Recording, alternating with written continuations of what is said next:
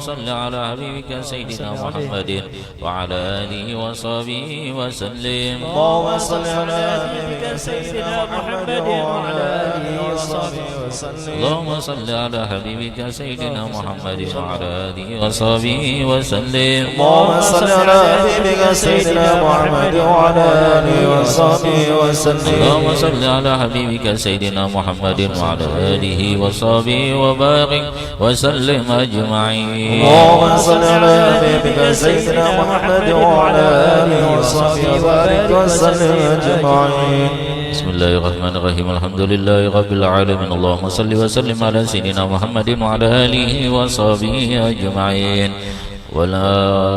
اللهم اوصل وبلغ وتقبل ما قرأناه من القرآن العظيم وما هل من قال لا إله إلا الله ما سبحنا من قال سبحان الله وبحمده سبحان الله العظيم وصلينا على نبيك محمد صلى الله عليه وسلم في هذا المجلس مبارك هدية ورحمة وصدقة نقدم للحضرة سيدنا محمد صلى الله عليه وسلم ولإخواني من الأنبياء والمرسلين صلوات الله وسلامه عليهم أجمعين ولكل الصحابة لرسول الله أجمعين ووالدينا ووالديكم أمهاتنا أمهاتكم أموات المسلمين والمسلمات والمؤمنين والمؤمنات خصوصا إلى رهيب عبد الفلاء صفاء bin Ladewang summa ila ruhi Magming bin Ladewang summa ila ruhi Hajjah Mahbuba binti Ladewang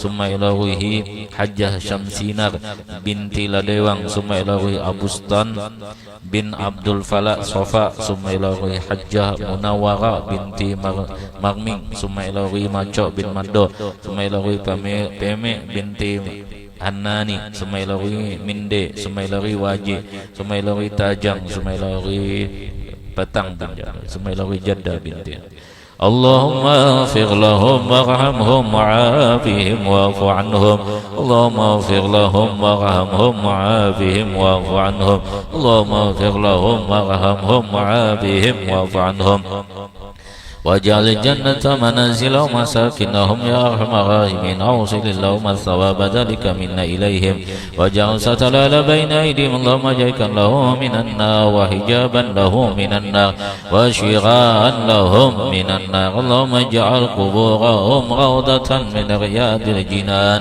ولا تجعل قبورهم مفرة من غبار النيران ربنا آتنا في الدنيا حسنة وفي الآخرة حسنة وقنا عذاب النار صلى الله على سيدنا محمد النبي وعلى آله وصحبه وسلم والحمد لله رب العالمين الحمد لله والصلاة والسلام على رسول الله محمد بن عبد الله وعلى آله وصحبه وموالاه أما بعد. Ibu bapak hadirin wal hadirat yang dimuliakan oleh Allah Subhanahu wa taala, beberapa kelebihan-kelebihan yang Allah berikan di dalam waktu dan tempat. Ada mana dijelaskan di dalam hadis tentang bagaimana kelebihan atau fadilah waktu. Disebutkan di situ tentang kelebihan malam Jumat, yang mana di situ dikatakan bahwa malam Jumat itu ada saat yang mana saat itu adalah saatul ijabah. Apabila seorang hamba berdoa pada saat itu, maka Allah akan ijabah dan kabulkan doanya. Dan di situ juga disebutkan barang siapa yang berselawat di hari Jumat itu akan diberikan pahala, ya. Dan itu semuanya itu fadilah tentang kelebihan hari Jumat itu. Itu semuanya ada di dalam hadis Nabi kita Nabi Muhammad SAW. Begitu juga dengan kelebihan tentang bulan Rajab, awal bulan Rajab, kelebihan tentang Syahrul Haram, itu semua disebutkan di dalam hadis Nabi kita Nabi Muhammad SAW. Begitu juga dengan nisfu Sya'ban, malam pertengahan di bulan Sya'ban, kelebihannya sampai disebutkan di situ diampuni dosa orang yang beribadah pada saat itu seberapa banyak bulu-bulu domba, bulu-bulu yang ada di hewan yang bernama domba itu. Kelebihan-kelebihan semua itu sampai disebutkan awal bulan Ramadan dan setiap malam bulan Ramadan, sampai disebutkan kelebihan Lailatul Qadar. Ya, semua itu disebutkan di situ tentang kelebihannya. Ya, dan kemudian lagi malam Idul Fitri, malam Idul Adha, semuanya diberikan kelebihan. Dan kelebihan yang ada di dalam bulan Syawal, barang siapa berpuasa 6 hari di bulan Syawal, maka Allah akan mengampuni berapa puluh hari atau berapa bulan, dia akan diampuni oleh Allah Subhanahu wa taala. Dan sampai di situ disebutkan juga kelebihan tentang bulan Dzulhijjah. Ya, di situ disebutkan 10 awal bulan Dzulhijjah, kemudian hari Arafah, ya tanggal 9 bulan Dzulhijjah. Itu semua disebutkan, Idul Adha juga disebutkan, dan juga awal bulan Muharram semua disebutkan, dan hari Asyura juga disebutkan. Itu semua hari-hari yang saya sebutkan tadi dan waktu-waktu yang saya sebutkan tadi, itu semuanya tidak akan ada kelebihannya kalau tidak ada malam yang kita berada pada malam hari ini, yaitu adalah malam 12 Rabiul Awal, yang mana di sini adalah malam yang teristimewa, malam yang terabdul daripada malam-malam yang lain. Kenapa? Karena ada disebutkan di dalam kitab Maulid Barzanji tadi, walamma baraza idharu haqiqati Muhammadiyah. Manakala kata di dalam kitab Maulid Al-Barzanji tadi, manakala Allah menimbulkan, menampakkan idhar akan hakikat Muhammadiyah, akan hakikat Muhammadiyah, dan Allah nampakkan wa idharuhu bisuratihi, dengan surahnya, wa ma'nahu, dengan maknanya. Maka disinilah lahirnya Nabi kita Nabi Muhammad sallallahu alaihi wasallam di malam 12 Rabiul Awal, kubali fajrin, sebelum fajar beberapa detik. Nah, inilah kelebihan daripada malam-malam itu, semuanya tidak akan ada kecuali pada malam ini ada lahirnya Nabi kita Nabi Muhammad sallallahu alaihi wasallam. Begitu juga dengan tempat. Disebutkan tentang kelebihan yang ada di antara makam Hajar Aswad dengan pintu dari Ka'bah, ya. Semua itu diberikan oleh Nabi, dikasih tahu tentang kelebihan daripada apabila berdoa di antara Hajar Aswad dan pintu Ka'bah, maka di situ tempat ijabah. Begitu juga apabila berdoa di belakang makam Ibrahim, kemudian lagi berdoa di antara Rukun Yamani dan Hajar Aswad. Itu semuanya adalah kelebihan yang disebutkan oleh Nabi kita Nabi Muhammad SAW. Sampai pernah pada satu saat Sayyidina Ali itu berada di Hajar Aswad, mengatakan, ya Hajar, wahai batu, tidaklah aku akan mencium engkau kecuali aku pernah melihat akan Rasulullah sallallahu alaihi wasallam itu mencium akan engkau, maka aku cium. Coba. Begitu juga dengan sa'i antara Safa dan Marwa, itu adalah batu. Safa adalah bukit yang terbuat dari batu. Begitu juga dengan Marwah, begitu juga Ka'bah, begitu juga dengan yang lainnya. Ya, makam Ibrahim juga itu adalah disebutkan itu batu. Semuanya adalah tidak ada akan bernilai, menjadi satu fadilah, menjadi kelebihan kecuali Nabi kita Nabi Muhammad sallallahu alaihi wasallam itu pernah melakukan dan pernah mengerjakan itu. Nah, inilah. Jadi tidak akan ada apa yang kita baca tentang kelebihan kita sholat 5 waktu, ya, sampai malam Isra dan Mi'raj dan mendapat perintah sholat 5 waktu dan segala kelebihan daripada perjalanan Nabi dari Masjid Haram ilal Masjid Aqsa sampai Masjid Aqsa ila Sidratul Muntaha, itu semua tidak akan ada kita ceritakan kalau tidak ada pada malam ini, yaitu malam 12 Rabiul Awal, adanya wujudnya hakikat daripada Nabi kita Nabi Muhammad sallallahu alaihi wasallam. Sampai kita pun tidak akan ada mengenal, melihat akan alam ini Ya, tidak akan kita mengenal dan akan melihat akan alam ini kalau tidak ada namanya Nabi kita Nabi Muhammad sallallahu alaihi wasallam, sebagaimana kata Allah, laulaka ya Muhammad ma khalaqtu amlak. Wahai Muhammad, jikalau tidak ada engkau kata Allah, ma khalaqtu amlak, aku tidak akan menciptakan ini akan alam. Adanya langit, adanya matahari, adanya bulan, adanya bumi, adanya pepohonan, adanya benda mati, adanya kita, semuanya itu adalah berkat daripada Nabi kita Nabi Muhammad sallallahu alaihi wasallam. Coba sampai alam pun itu adalah keberkahan daripada Nabi kita Nabi Muhammad sallallahu alaihi wasallam. Apalagi ya? Apalagi yang kita perlu sebutkan. Sampai kita pun hidup di dunia ini dengan kita dijadikan orang yang mulia dan termasuk umat yang mulia. Kuntum khaira ummatin ukhrijat linnas. Kalian adalah umat yang terbaik. Itu disebutkan di dalam Al-Qur'an. Siapa umat yang terbaik? Itu adalah kita. Apakah kita dengan sebab kita sendiri kita menjadi umat yang terbaik? Tidak. Dengan sebab kita disandarkan bahwa kita ini adalah umat dari kanjeng Nabi kita Nabi Muhammad sallallahu alaihi wasallam. Umatnya Nabi Muhammad, kita menjadi mulia.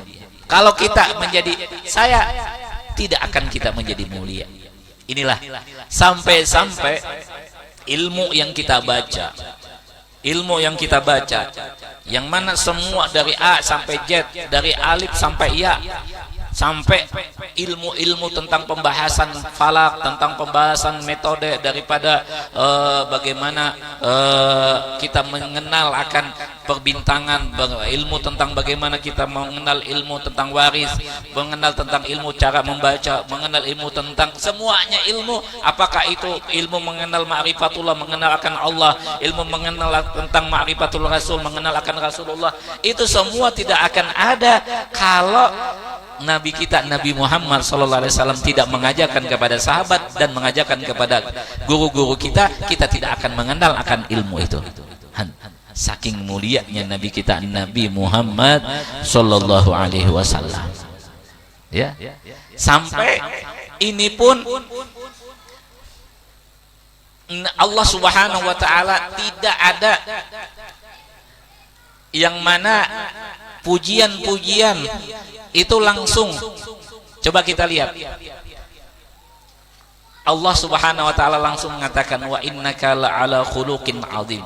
Ya Muhammad, engkau sesungguhnya engkau di atas akhlak, di atas kemuliaan atau akhlak yang agung.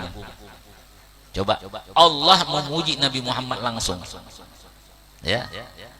Dan sedikit sekali yang mana Nabi Muhammad langsung dipanggil dengan nama. Coba kita lihat, ya ayyuhal muzammil, wahai orang yang berselimut, Toha, Yasin, ya, apalagi ya ayyuhal mudaththir, ya, dan semuanya itu adalah nama panggilan daripada Nabi kita Nabi Muhammad sallallahu alaihi wasallam. Tidak ada yang di situ ya Muhammad, tidak ada. Ya ayyuhan nabi, ya ayyuhal rasul, itu semuanya adalah penghormat. Allah memuliakan Nabi kita Nabi Muhammad sallallahu alaihi wasallam. Ini yang kita peringati pada malam ini, yaitu malam tanggal 12 Rabiul Awal. Sampai Nabi Isa pun menceritakan tentang adanya Nabi setelah Nabi Isa. Di dalam kitab disebutkan di dalam ayat Al-Qur'an, ya'ti min ba'di ismuhu Ahmad. Nanti datang setelahku namanya Ahmad. Bukan namanya Ahmad Awan, bukan. Ya, apalagi Muhammad Rehan, bukan. Ya kan, tapi namanya Ahmad, bernama Ahmad.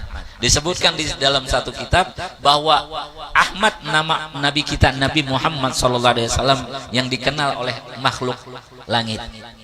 Wa Muhammad adalah nama Nabi Muhammad yang dikenal oleh makhluk yang ada di muka bumi.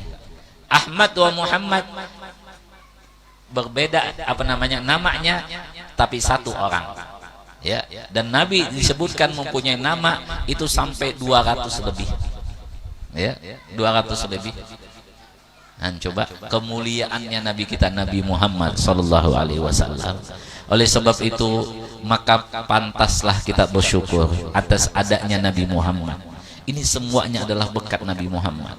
Ini semuanya adalah berkat Nabi Muhammad. Bukan dengan sebab usaha kita, bukan dengan sebab pekerjaan kita, apalagi dengan sebab ibadah kita. Tidak ada ibadah yang kita bisa banggakan. Salat kita kandang kambingan. Kalau bahasa Banjar itu kandang kambingan itu artinya ya Senin Kamis ya, untung-untung juga masih sholat ya. Ada juga ibadah kita itu yang sholatnya cuma asal-asal aja, asal sholat, asal puasa, asal anu. Nah ini yang kita banggakan, ibadah yang asal-asalan tadi ya, itu semuanya masih Allah berikan nikmat kepada kita. Ya, kenapa? Karena memandang kepada kita ini sebagai umatnya Nabi Muhammad sallallahu alaihi wasallam. Ya itu. Nah, sampai di sini para pujangga, para penyair pun, para orang-orang yang cinta kepada Nabi membuat akan syair-syair pujian. Ya, ulidal huda fal kainatu diya'u. Lahirnya Nabi Muhammad, alam menjadi terang. Ya kan? Apalagi asyraqat nuru hadi apa? Nggak hafal banyak ya. Asyraqat. Nah, lain. Nah, bercahayalah cahaya Nabi Muhammad sallallahu alaihi wasallam yang mengisi seluruh alam. Ya. Masya Allah Nabi kita Nabi Muhammad sallallahu alaihi wasallam.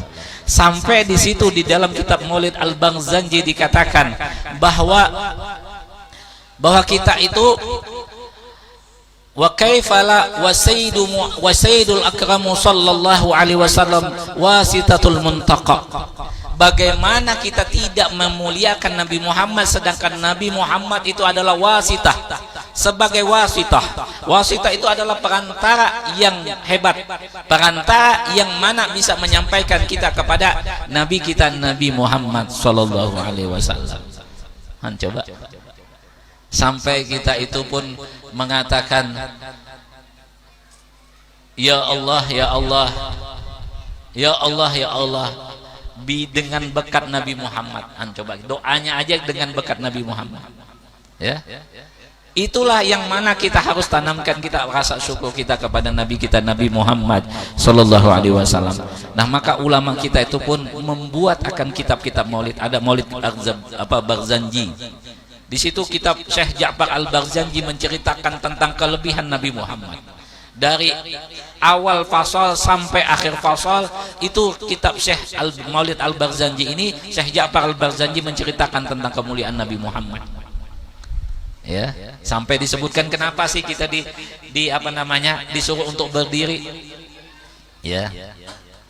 Tadi tanpa kita pun berdiri, kita berdiri sendiri, ya kan? Masya Allah. Ya, apalagi ibu-ibu yang sudah ada di atas kepalanya tuh, cepat ya. Masya Allah ya. Nah itu kenapa? Dalilnya kenapa kita berdiri? Maka Syekh Ja'far Al-Barzanji mengatakan wa qad ihtasanal qiyam. Maka ulama kita mengatakan sangat baik sekali, sangat bagus sekali al-qiyam, berdiri inda dzikri maulidin nabi. Ya, di ketika inda itu ketika dibacakan, disebutkan maulid nabi, tentang cerita kelahiran Nabi kita Nabi Muhammad sallallahu alaihi wasallam. Siapa yang mengatakan itu bagus?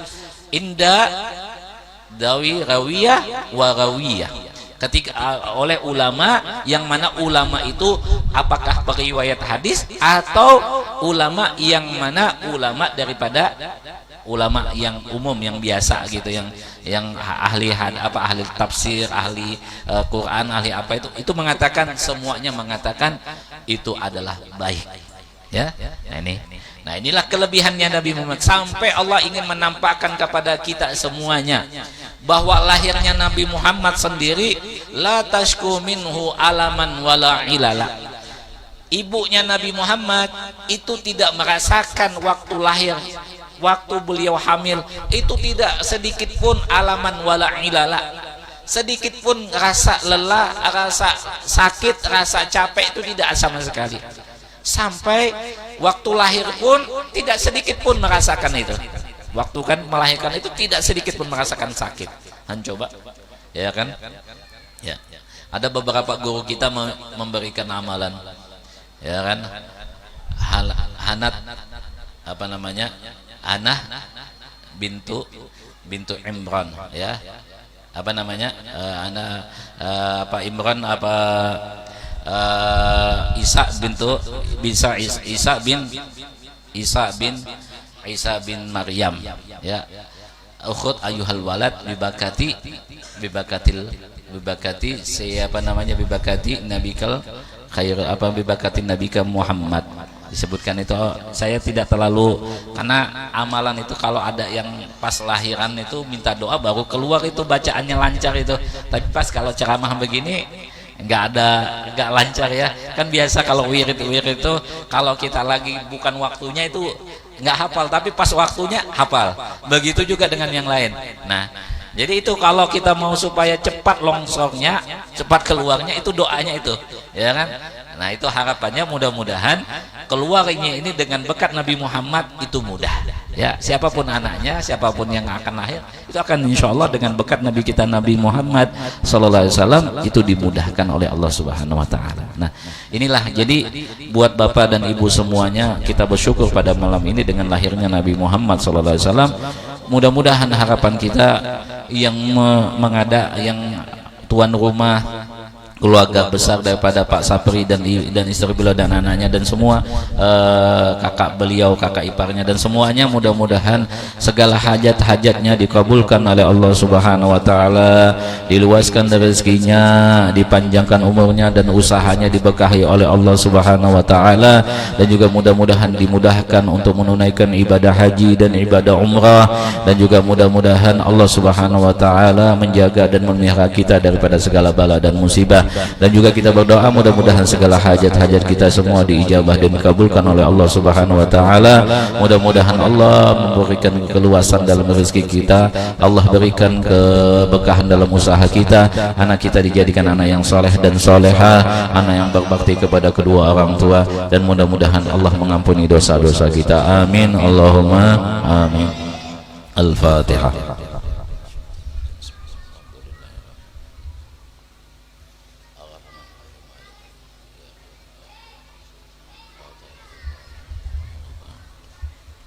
Bismillahirrahmanirrahim. Alhamdulillahi rabbil alamin. Allahumma salli wa sallim ala sayyidina Muhammadin wa ala alihi wa sahbihi ajma'in.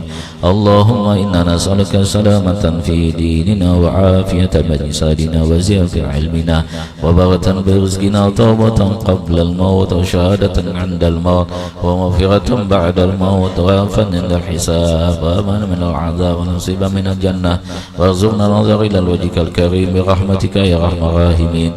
Allahumma rabbana taqabbal minna innaka antas samiul 'alim wa tub 'alaina innaka antat tawwabur rahim.